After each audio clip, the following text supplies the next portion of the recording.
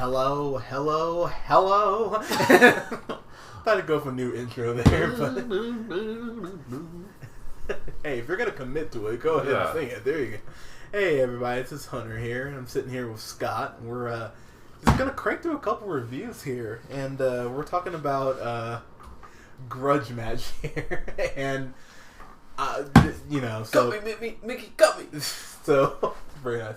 So yeah, go ahead and hit that subscribe button here on our SoundCloud. We're gonna have YouTube videos up for you guys here soon, and subscribe, like us on Facebook, facebook.com/TheReel. That's REEL pineapple, and leave us comments. Tell us. You're gonna spell out pineapple.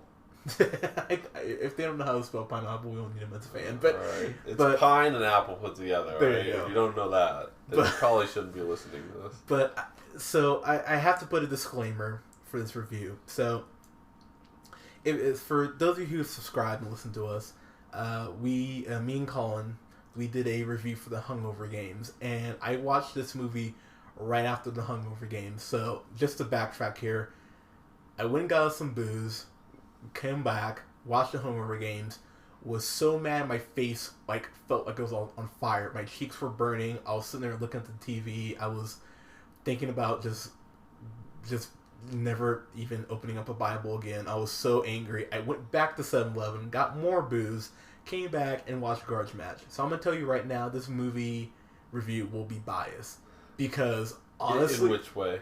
Because in the way that this movie is probably getting more of a pass than it should. Because okay, so the review is better than it should be. Because to be perfectly honest with you, after watching the Hungover Games, I'm gonna tell you right now, that's the worst fucking movie I've seen in my life. I've never been that angry in watching something ever. Oh my god. The one thing I will say that movie served a purpose on is that it makes me go, this could take 2, 3, 4 years, but we will have a locked-in audience and we will actually get a following, because if that movie can get any distribution on it in any way, shape, or form, then I have faith in this, because that movie was just, it was horrendous. So now there was one before this, that one, right? Was there another Hunger Games parody? It was called The Starving Game. The Starving Game. And honestly, I saw that one. And honestly, this is worse than that. But is it the same format? No, it's like a spoof on a spoof on a spoof. Yeah, that's all it is, and it's fucking terrible. Now, is it like movie 43 where they try to throw a lot of celebrities at it? No, it is so. It's a bunch of nobodies. Jamie Kennedy is their biggest star. What does that tell you? Like, God, oh, Jamie Kennedy. Okay, let's not talk about it because I'm gonna get pissed off all over again. So, anyways, Grudge Match. So, hey, quit hitting me! No, you quit hitting me! Is that your Stallone? Yeah. That was really good, actually. Yeah, that was, because that's pretty much what Stallone does. Hey, Deniro! That wasn't so good, but... so, I mean, it's Stallone against Deniro, and this is going to sound cruel, but look, if this was 1995, I would probably care. If it was even 2003, I'd probably care, but... Look, these guys are older. Stallone, his body's just flabby from all the roids and crap that he's taken, and...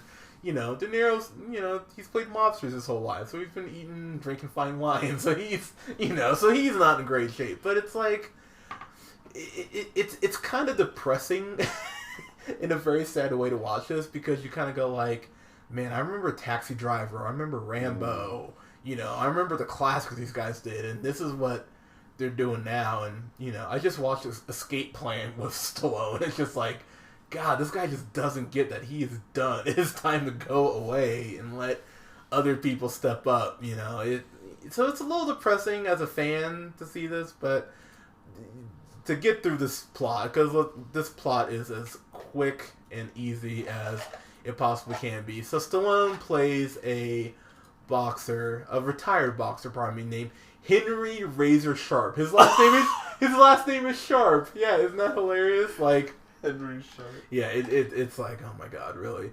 And so, he's working at I want to say it's a steel mill. It really doesn't fucking matter. But pretty much what happens is, it's very similar. Did you ever see the last Rocky? Rocky Balboa? Like, the new one? No. Did you ever saw it? So, okay, so, it's pretty much the same plot in the way that Rocky's like retired and just like chilling, and this guy comes up with a video game where he is in a simulation against like the heavyweight champ at the time, who's some black guy, and it shows that he wins the simulation. Rocky does.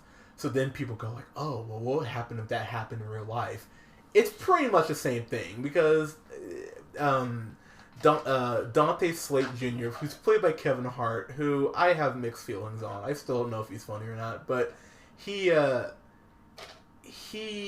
is the son of the old promoter, Dante Slate Sr., who used to like help out Henry Razor Sharp. That's pretty much the connection. So he's like, hey, if you come in and do motion capture for this video game, you know, you get, I think they said like $25,000, something like that.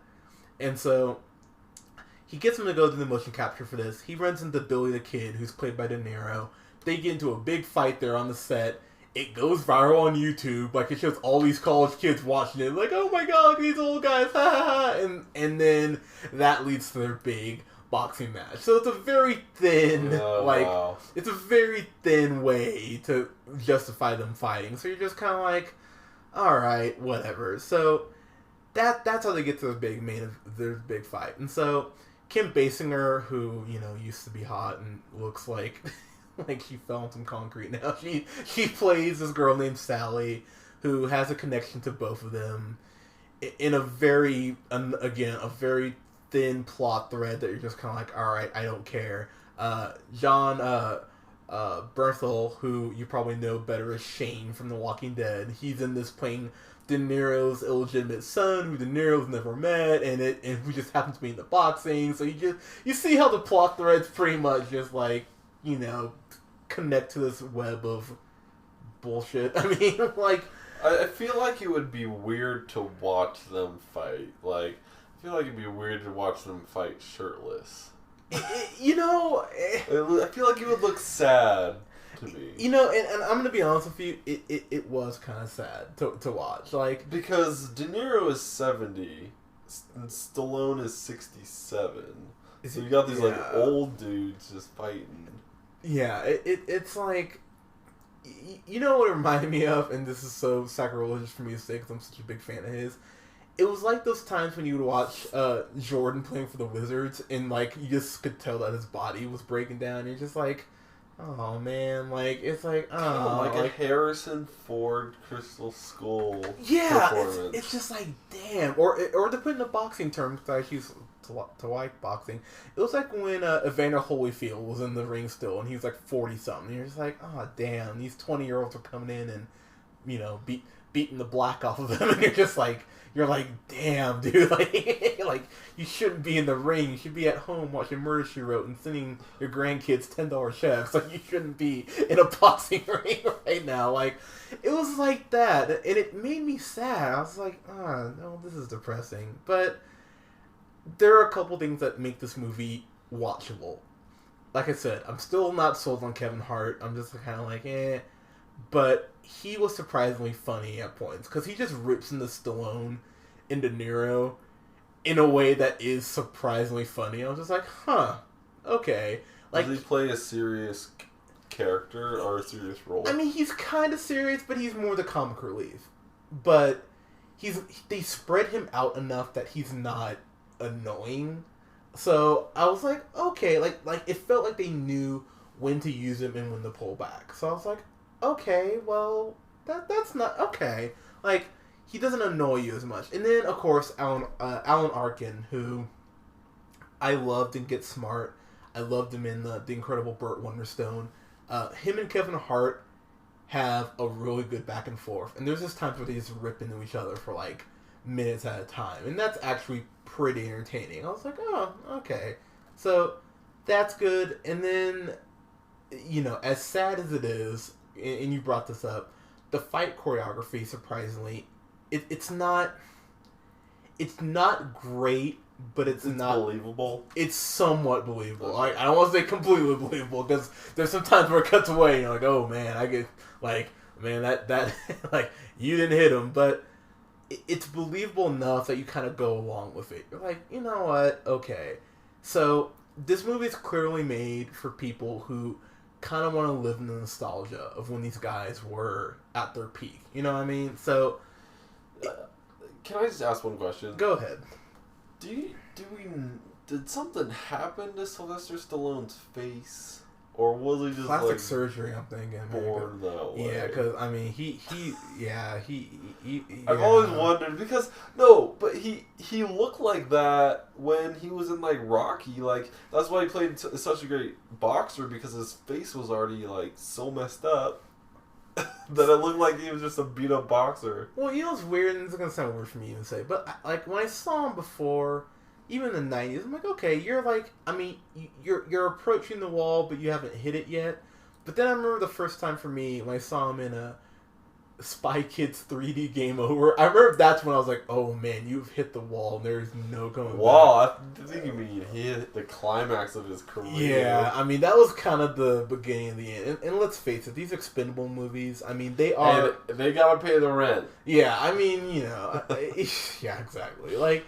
It's just kind of sad to see it, you know, and like I said, if it was 10, 15 years ago, this movie probably would have been better, but as it stands, you see Stallone shirtless, and you're just like, man. Now I'm just curious to know who won. Now you give me the scoop off. Well, that's a spoiler. That's a spoiler. I can't tell you When that. the mic's off, yeah, you throw me a little inside information. No. You have to go watch the movie if you want. Like I'm telling you guys right now, you should YouTube the ending. There's no reason to watch this. I mean, you can pretty much. If you have a stopwatch, you can set your watch to like each plot point and go like, all right. Even though you just got done watching the worst movie you've ever seen, correct. You still know that this is a horrible movie. That's to tell you something. Like the thing is, like, I don't want to say it's not. This is kind of making me defend it. It's not horrible. It's just not memorable. Maybe? It's not. Yeah, it's not memorable. Like you know, this. It was a red box rental, and I was like, okay, I didn't feel like I wasted my $1.50 or whatever it is, but I was kind of like, well, you know, if I had never seen this, it was like my life would have lost any meaning. So, with that said, I mean, god dang it, like it's even hard to rate this because, like I said, I admit I'm coming into this with a slanted view on it because, like I said, I just watched the worst movie I'd ever seen in my fucking life, and I just wasn't angry. I just wanted to see something else on the screen. It's kind of like how if you have like something that's undercooked and you're just like, oh my god, this is disgusting. And you just need something to get the taste out. That's pretty much what it was. It was a cleanser. Oh yeah, I watch a scary movie and watch a comedy. Just yeah. So I mean, I'll give it a C.